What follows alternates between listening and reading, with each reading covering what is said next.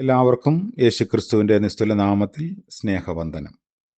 ഇന്നത്തെ നമ്മുടെ ധ്യാനത്തിനായി വിശുദ്ധ മത്തായി എഴുതിയ സുവിശേഷം 9-ാം അധ്യായം 3-4 വാക്യങ്ങൾ. മത്തായി 9-ന്റെ 3-4 വാക്യങ്ങൾ. എന്നാൽ ശാസ്ത്രിമാരിൽ ചിലർ ഇവൻ ദൈവദൂഷണം പറയുന്നുവെന്ന് ഉള്ളം കൊണ്ട് പറഞ്ഞു. യേശുവോ അവരുടെ നിരൂപണം ഗ്രഹിച്ച്, നിങ്ങൾ ഹൃദയത്തിൽ ദോഷം നിരൂപിക്കുന്നത് എന്ത്?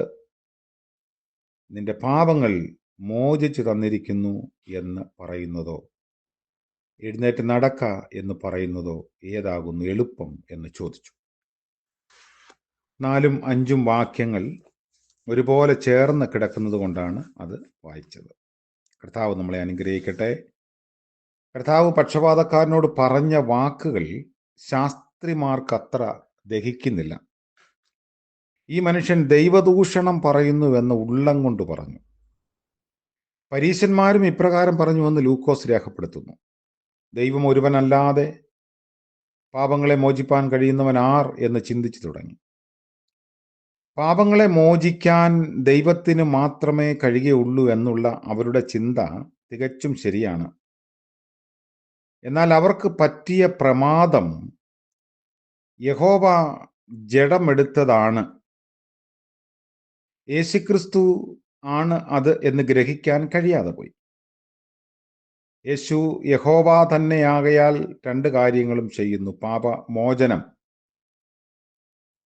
കർത്താവിലൂടെ നമുക്ക് വാഗ്ദത്തം ചെയ്യപ്പെട്ടിരിക്കുന്നു. പാപമോചനത്തിന് 3 വശങ്ങളുണ്ട്. അതിലൊന്നാമത്തേത് വിശ്വാസിക്ക് പാപക്ഷമ ലഭിക്കുന്നതാണ്. അതിൻ്റെ അടിസ്ഥാനം യേശുക്രിസ്തുവിൻ്റെ രക്തമാണ്. എഫെസ്യ ലേഖനം 1-ാം അധ്യായത്തിലും അതുപോലെ തന്നെ എബ്രായ ലേഖനം 9-ാം അധ്യായത്തിൻ്റെ 22-ാം വാക്യത്തിലുമൊക്കെ അത് രേഖപ്പെടുത്തുന്നു. അത് നിത്യമാണ്. മാറിപ്പോകാത്ത രക്ഷ കർത്താവ് നമുക്ക് നൽകുന്നു. അതുകൊണ്ട് ആവർത്തിക്കപ്പെടാനൊന്നും ആവശ്യമില്ല. രണ്ടാമത്തേത് പാപത്താൽ വിച്ഛേദിക്കപ്പെട്ട ദൈവിക കൂട്ടായ്മ ഉദ്ധരിക്കപ്പെടുന്നതാണ്.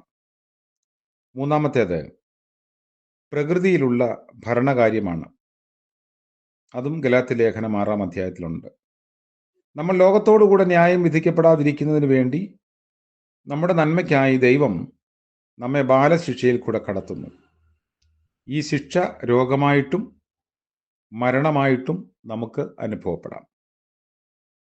ഇങ്ങനെയുള്ള രംഗത്ത് പാപമോചനം നമ്മുടെ പാപത്തിന് ജഡത്തിലുള്ള ശിക്ഷയിൽ നിന്നും വിടുതൽ പ്രദാനം ചെയ്യുന്നു.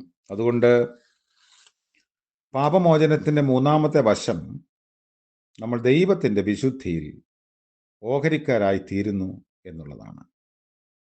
4-ാം വാക്യത്തിൽ യേശു അവരുടെ വിചാരങ്ങൾ അറിഞ്ഞു എന്നാണ് കാണുന്നത്. നിങ്ങൾ ഹൃദയത്തിൽ ദോഷം നിരൂപിക്കുന്നത് എന്ത് എന്ന് ചോദിക്കുന്നു. ഇവിടെ വീണ്ടും യേശു യഹോവ എന്ന് വെളിപ്പെടുത്തുന്നു. അതായത് ദൈവത്തിന് മാത്രമേ മനുഷ്യന്റെ ഹൃദയ വിചാരങ്ങളെ ഗ്രഹിക്കാൻ കഴിയുള്ളൂ. അത് അവിടെ കൂടി വന്ന ശാസ്ത്രിമാർക്കും പരീശന്മാർക്കും അറിയാം. കാരണം രാജാക്കന്മാരുടെ 1-ാം പുസ്തകത്തിന്റെ 8-ാം അധ്യായം 39-ാം വാക്യത്തിലും അതുപോലെ ഇരമ്യ പ്രവാചകന്റെ പുസ്തകം 17-ാം അധ്യായത്തിന്റെ 10-ാം വാക്യത്തിലുമൊക്കെ ഈ രേഖപ്പെടുത്തലുണ്ട്. ഈ ബന്ധത്തിൽ കർത്താവിൻ്റെ ദൈവത്വത്തെ തെളിയിക്കുന്ന 2 പഴയ നിയമ സാക്ഷ്യങ്ങളാണ് കാണുന്നത്. അതുകൊണ്ട് ദൈവദൂഷണം പറയുന്നു എന്ന് യേശുക്രിസ്തുവിന് നേരെ വിമർശനങ്ങൾ ഉന്നയിക്കുന്ന ശാസ്ത്രിമാരുടെയും പരീശന്മാരുടെയും മുൻപിൽ പഴയ നിയമ ദൈവവചനം മൂടപ്പെട്ടിരിക്കുന്നു. അവരുടെ ഹൃദയ കണ്ണുകൾ കൊണ്ടും കാതുകൾ കൊണ്ടും അത് ഗ്രഹിക്കാൻ സാധിക്കുന്നില്ല എന്നതാണ് വസ്തുത.